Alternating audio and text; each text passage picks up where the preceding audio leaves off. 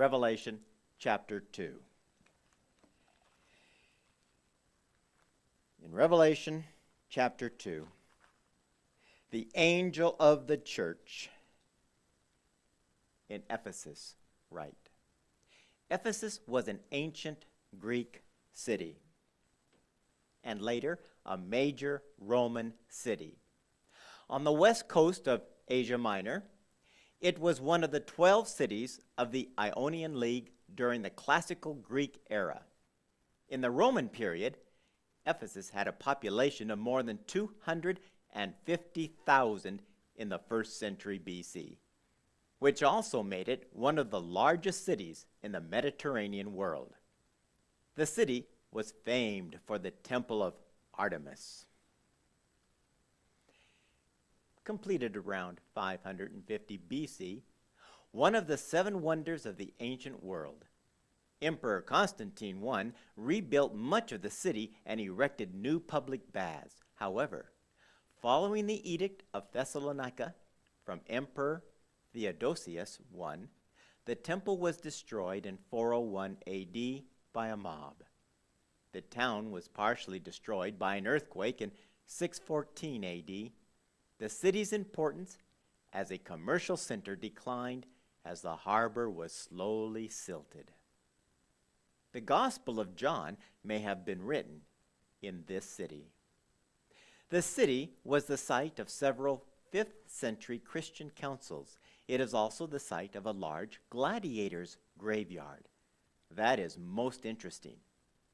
A gladiator, in the Latin gladiator, which means swordsman, from gladius, sword, was an armed combatant who entertained audiences in the Roman Republic and Roman Empire in violent confrontations with other gladiators, wild animals, and condemned criminals.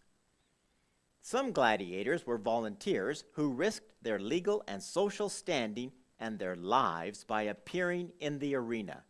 Most were despised as slaves, schooled under harsh conditions, socially marginalized, and segregated even in death.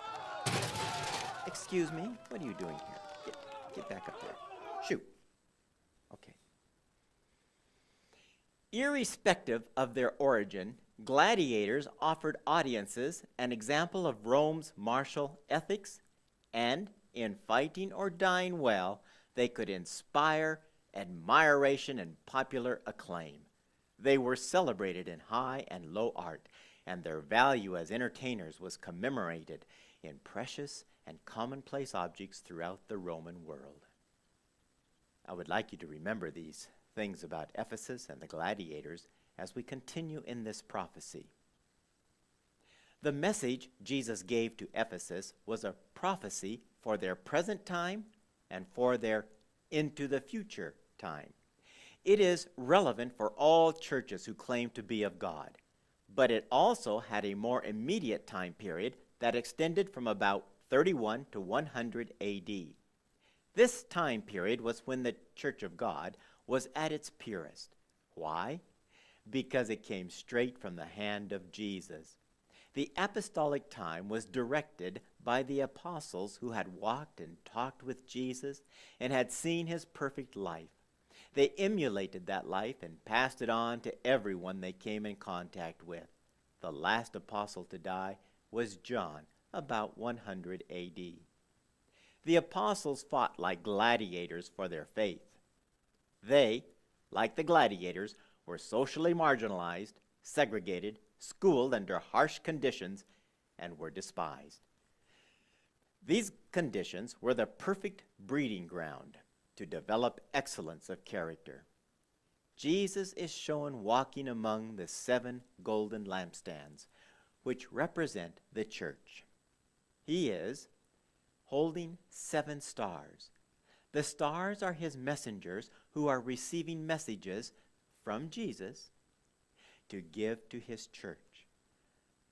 Oh, that more of us would be more concerned about being stars for Jesus and less about the stars of Hollywood. What a difference between the messages of the 2 stars. His churches, remember, are not buildings with crosses on them, but people who are living his perfect, righteous, and holy life. His people are those who have the cross of Christ in their lives. His people are those living the sacrificial life of Christ. Churches are not buildings, but people, and he is walking among them. And why are they perfect, righteous, and holy? Because Jesus said, I know that you cannot tolerate wicked people, that you have tested those who claim to be apostles but are not, and have found them false. Oh, how far the churches of today have fallen. The churches today not only tolerate wicked people, but are encouraging them to live in wickedness through the teachings of saved by grace. Paul tells us that bad company corrupts good character. Our denominational churches of today have become corrupted, Babylon, through their association with the bad company they have allowed to remain unchanged in their denominational churches. We need to become gladiators in our lives. The church of Ephesus was pure and holy. The members became pure and holy because they were encountering hardships and they endured. Like the gladiators, they did not grow weary. They persevered. They had deeds, works, to back up their faith. Jesus commends them for their hard work. Through their hard works, they were continuing to live in the perfect, sinless, commandment-keeping life they were commanded to have. However, there were some in the church association who were beginning to fall away from their first love. The things of the world were beginning to attract them and lead them away from Jesus. Notice, Jesus didn't tell them to just believe in him, but he said that they must repent and do the things they did at first. Do the things. That is work. We must work out our salvation with great fear and trembling, or we will not be in heaven. We must pick up the mantle of the gladiators for Jesus and swing our swords as they did. How unlike the churches of today. We encounter a wee bit of resistance, and we leave, move on, or bow out of the spiritual fight. Jesus said, whoever has ears, let him hear what the Spirit says to the churches. To the one who is victorious, I will give the right to eat from the tree of life, which is in the paradise of God. Like the gladiators, let us be victorious unto death. Jesus is here talking to you and to me, and to the church you belong to. We must be victorious over sin in our lives in order to eat from the tree of life. We must become like the Ephesian church, perfect, sinless, pure, and spotless. We must be willing to fight the good fight of faith. The churches today must hate sin and wickedness, not just the popular sins, but the hidden sins they are living. As Jesus said, we must stop sinning and live his perfect, righteous, and holy life. If your church is not producing lives that are living that perfect and sinless, holy life, you must get out, repent, and get back to Jesus, and Jesus only, or you must stand up and speak out against the evils. The next church period is Smyrna. Smyrna sat about 35 miles north of Ephesus. To the angel of the church in Smyrna, write. This word Smyrna has within it the ancient Greek word for myrrh, a general term for perfume. This message was given to a very localized people of Smyrna. Yet prophetically, it also covered a time period of the Church of God. Looking back into history, we can see that prophetically, this prophecy seems to have covered 100 to 313 A.D. And yet, the message is for all time and for all those who claim to be followers of Christ. In this prophecy, Jesus is preparing his people for a great persecution that was about to come upon them.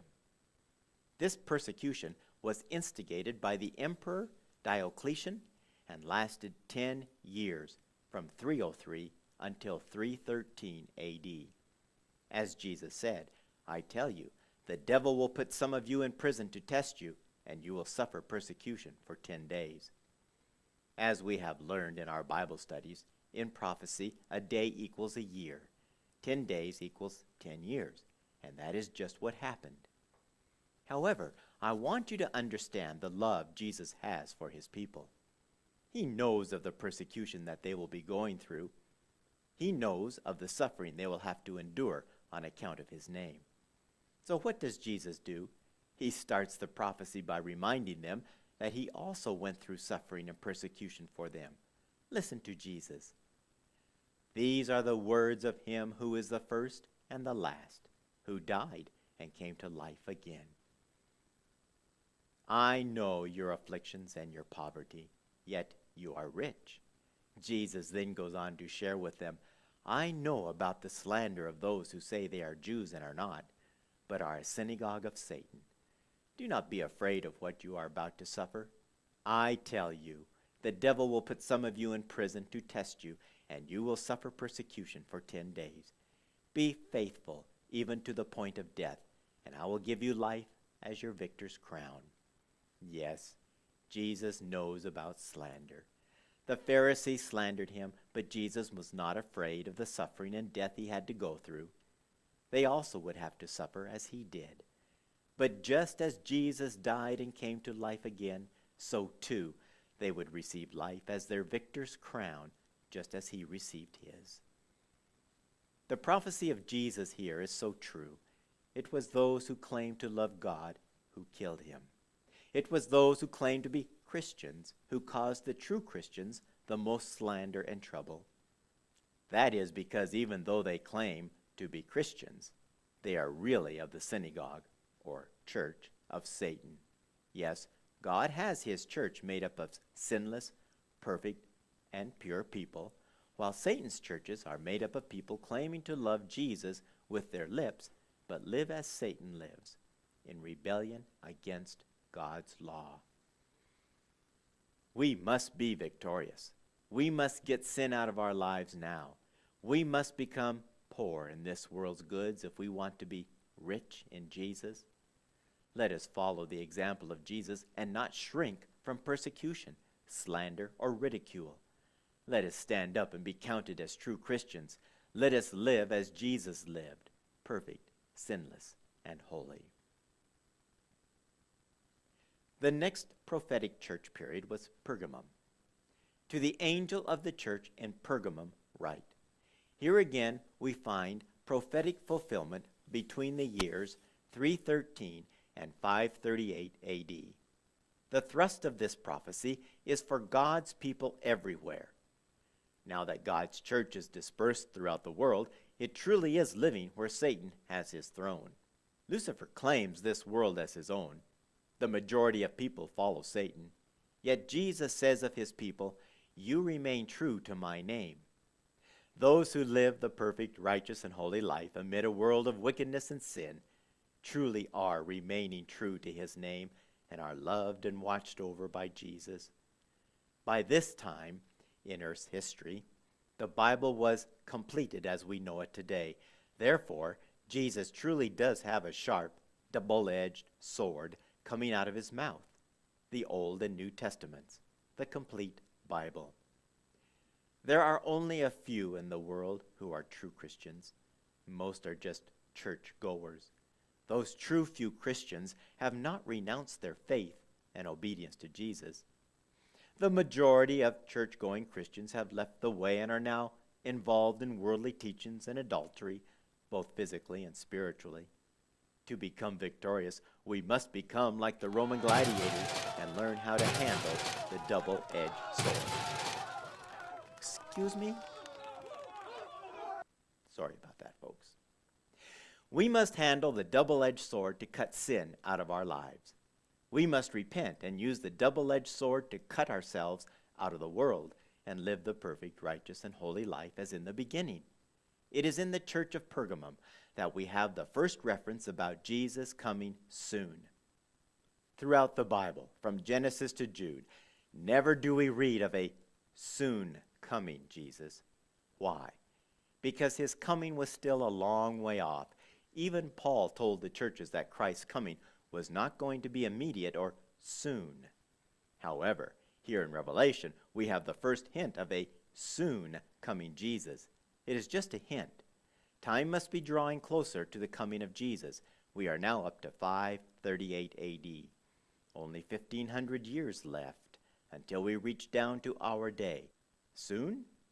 Compared to the previous 4,500 years, yes, soon. The next church period is the Church of Thyatira. It was famous for its dyeing and was a center of the indigo trade. Among the ancient ruins of the city, inscriptions have been found relating to the guild of dyers in the city. Indeed, more guilds are known in Thyatira than any other contemporary city in the Roman province of Asia. For example, inscriptions mention the following: wool workers, linen workers, makers of outer garments, dyers, leather workers, tanners, potters, bakers, slave dealers, and bronze smiths. To the angel of the church in Thyatira write.